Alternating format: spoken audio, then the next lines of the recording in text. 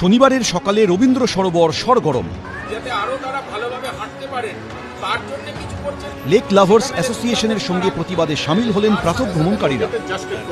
Rabindra সরোবরে art gallery সম্প্রসারণের কাজ চলছে, সেই নির্মাণ ঘিরেই দানা বেঁধেছে বিতর্ক।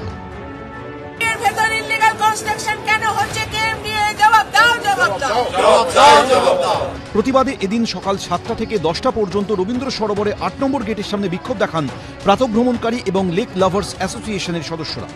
তাদের অভিযোগ, জাতীয় পরিবেশ আদালতের নির্দেশ অমান্য করে রবীন্দ্র সরোবরে এই নির্মাণ বেআইনি। পরিবেশ আদালতের রায় অনুযায়ী কোনো কনস্ট্রাকশনের কাজ রবীন্দ্র সরোবরের ভিতরে করা যাবে না, কিন্তু তা সত্ত্বেও রবীন্দ্র সরোবরকে কেন বেছে নেওয়া হলো এই কনস্ট্রাকশন কাজের জন্য, সেই উত্তর কিন্তু এখনো অধরা। 2017 সালের 15ই নভেম্বর যে কেএমডিএ এনজিটি যে অর্ডার করেছে আমারই মামলায়, সেখানে বলা আছে পরিষ্কার যে রবীন্দ্র সরোবরে কোনো রকম কনস্ট্রাকশন করা যাবে না।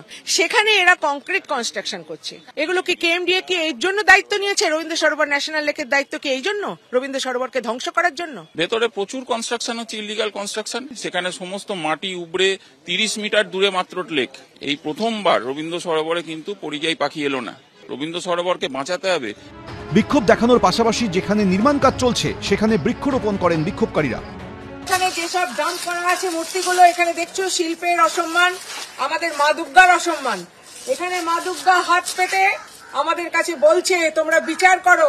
যেখানে এনভায়রনমেন্টের এগেনস্টে এই কাজগুলো হয় সেখানে কিন্তু আমাদের জাতি, ধর্ম, পলিটিক্যাল কালার নির্বিশেষে আমাদের রুখে দাঁড়াতে হবে। জনগণের আন্দোলনে কিন্তু থেকেও ultimately everybody has to fall back on court, legal system. তারাই আলটিমেটলি আমাদের সেভিয়ার হয়ে যাচ্ছে এবং আমরা ultimately we are going to the court.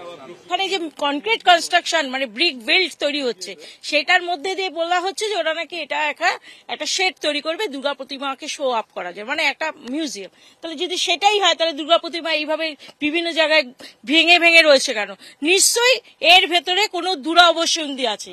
ঘটনায় গ্রিন ট্রাইব্যুনালের দ্বারস্থ হবেন বলেও জানিয়েছে লেক লাভার্স অ্যাসোসিয়েশন। এখানে কোনো কনস্ট্রাকশন করছি না, যে টালিগুলো রাস্তার নড়ে গেছে সেইগুলোকে আমরা রিপেয়ার করছি। তোমাদের কি মনে হচ্ছে এই জায়গাটা দেখে, তোমাদের কি মনে হচ্ছে এটা কি টালি রিপেয়ার হচ্ছে? মেইনটেনেন্সের কাজ হচ্ছে, যারা সকালবেলা মর্নিং ওয়াক করে তাদের যাতে সুন্দর হেঁচট খেয়ে না পড়ে যায় সেই কাজটা হচ্ছে। মা ফিরে এলোতে আমরা সুন্দর করে সাজাচ্ছি যাতে ওখানে লোক আসে। আমি নিজেই গেছিলাম, কয়েকটা টালি নড়ছিল, আমি কেএমডিএ কে ডেকে বললাম এই টালিগুলোকে ফিক্স করে দাও, নাহলে ঢড় করে নড়ছে, পড়ে যাবে কেউ। দক্ষিণ কলকাতার ফুসফুস হিসেবে পরিচিত এই লেক, সেখানেই বেআইনি নির্মাণের অভিযোগ উঠল। ফের বিতর্কে জড়িয়ে পড়ল রবীন্দ্র সরোবর। রুমা পাল ও অনির্বাণ বিশ্বাস, এবিপি আনন্দ, কলকাতা।